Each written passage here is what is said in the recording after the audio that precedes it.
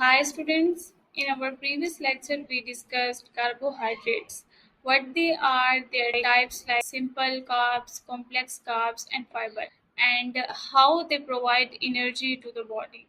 Today we are going to build on that knowledge. So students, carbohydrates हमारी body के लिए main source of energy है, लेकिन जब इनकी इंटेक ज़्यादा हो जाए या फिर इनका मेटाबॉलिज्म में प्रॉब्लम हो तो डिफरेंट हेल्थ इश्यूज डेवलप हो सकते हैं. For example diabetes, mellitus, obesity, dental caries और लैक्टोज इंटॉलरेंस. स्टूडेंट्स, इंसुलिन एक पेप्टाइड हार्मोन है जो पेनक्रियाज के बीटा सेल से सिक्रीट होता है. इसका प्राइमरी फंक्शन ब्लड ग्लूकोज को रेगुलेट करना है, यानी जब हम कार्बोहाइड्रेट रिच फूड कंज्यूम करते हैं तो इंसुलिन ग्लूकोज को ब्लड स्ट्रीम से सेल्स के अंदर ट्रांसपोर्ट करवाता है ताकि वो एनर्जी प्रोडक्शन और स्टोरेज में यूज हो सके. अगर इंसुलिन की सिक्रेशन कम हो जाए या बॉडी के सेल्स इंसुलिन को इफेक्टिवली रिस्पॉन्ड ना करें, दोनों सिचुएशन में हाइपोग्लाइसीमिया होता है जो आगे जाकर डायबिटीज मिलेटस का सबब बनता है.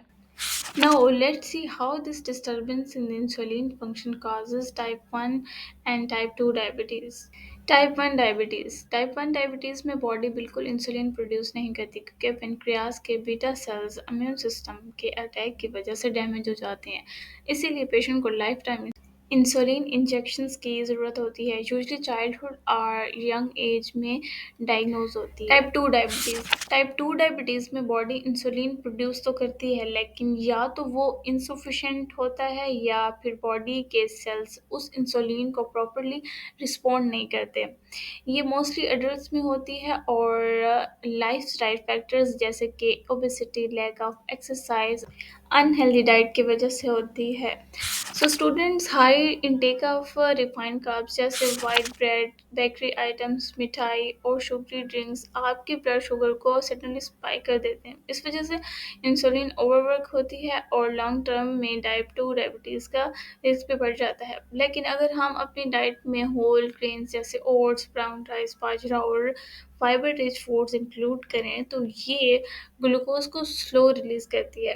ये आपके शुगर लेवल्स को स्टेबल रखती है और डिजीज़ रिस्क को रिड्यूस कर देती है. सबसे इम्पोर्टेंट है पोर्शन कंट्रोल और बैलेंस्ड मील्स, मतलब एक प्लेट में कार्ब्स, प्रोटीन, हेल्दी फैट्स और वेजिटेबल्स का प्रॉपर बैलेंस होना चाहिए. सो स्टूडेंट्स, मेटाबॉलिक सिंड्रोम एक ऐसी कंडीशन है जिसमें मल्टीपल हेल्थ प्रॉब्लम्स इकट्ठी होती हैं, जैसे हाई ब्लड शुगर और हाई ब्लड ग्लूकोज लेवल्स. ये cluster issues long term health के लिए बहुत रिस्की होते हैं. Excessive carbohydrate intake, especially refined carbs, directly linked to non-alcoholic fatty liver disease.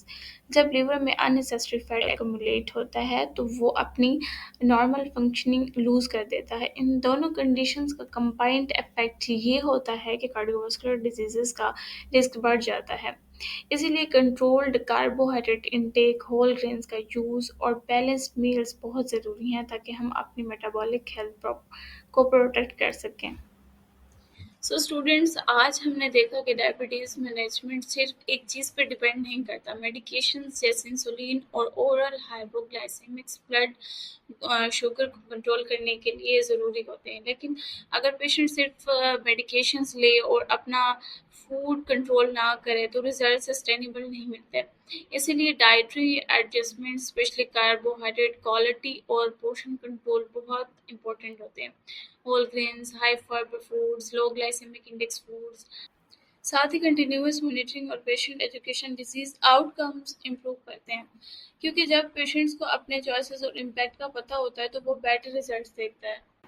So remember, diabetes का मैनेजमेंट एक टीम अप्रोच है. मेडिकेशन, डाइट, लाइफस्टाइल मॉडिफिकेशन और एजुकेशन, ये सब मिलकर ही लॉन्ग टर्म हेल्थ आउटकम्स को बेहतर बनाते हैं. आप फ्यूचर डाइटिशियंस के लिए ये समझना ज़रूरी है कि हर पेशेंट को होलिस्टिक केयर चाहिए होती है, not just one sided treatment.